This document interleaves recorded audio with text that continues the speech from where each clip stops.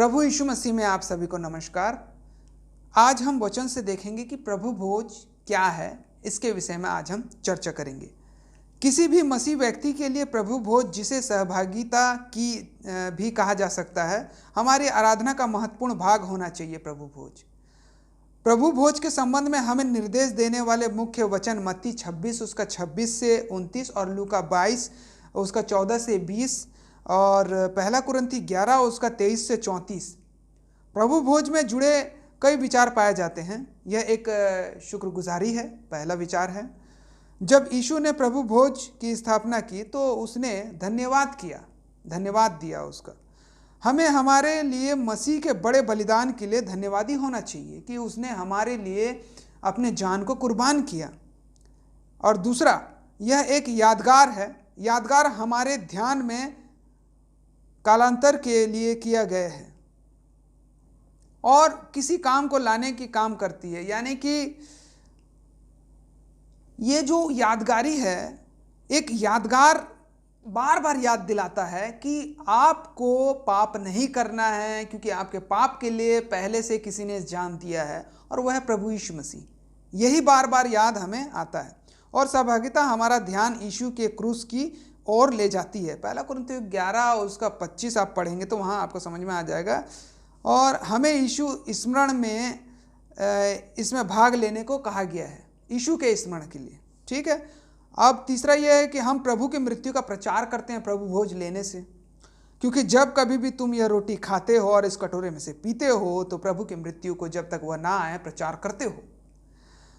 अब पहला कुरिन्थी 11 का 26 आप वहाँ पे पढ़ सकते हैं। इस प्रकार कुछ हद तक प्रभु भोज प्रचार करने का तरीका है, क्योंकि मृत्यु का प्रचार यानी कि जब हम उसके भोज को लेते हैं तो उसके मृत्यु का प्रचार करते हैं। जब दूसरे लोग हमें प्रभु भोज में भाग लेते हुए देखते हैं तो हम यीशु के बड़े बलिदान में अपने विश्वास के अपने कामों से प्रचार कर रहे होते हैं, जिसने हमारे लिए अपना लहू बहा दिया। पहला है ना, हमारी एक दूसरे के साथ सहभागिता होती है। जब हम उसके उसके भोज को ग्रहण करते हैं तो हम एक दूसरे के साथ सहभागी होते हैं, क्योंकि कलीसिया वो रोटी खाती है, सारे कलीसिया। पहला कुरिन्थियों 10 उसका 16 से 17 पर ध्यान दें। वह धन्यवाद का कटोरा जिस पर हम धन्यवाद करते हैं, क्या मसीह के लहू की सहभागिता नहीं? वह रोटी जिसे हम तोड़ते हैं, क्या वह मसीह के देह की सहभागिता नहीं?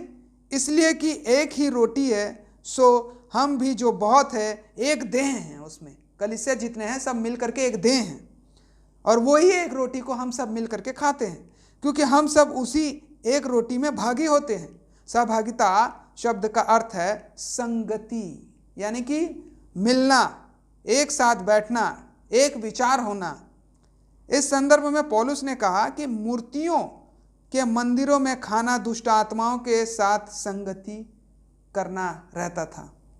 इसी प्रकार से प्रभु भोज खाने से हमारी संगति यीशु के साथ होती है और एक दूसरे के साथ होती है। हम मसीह के प्रति परस्पर वफादारी के द्वारा अपनी एकता को समझते हैं और इस पर जोर देते हैं।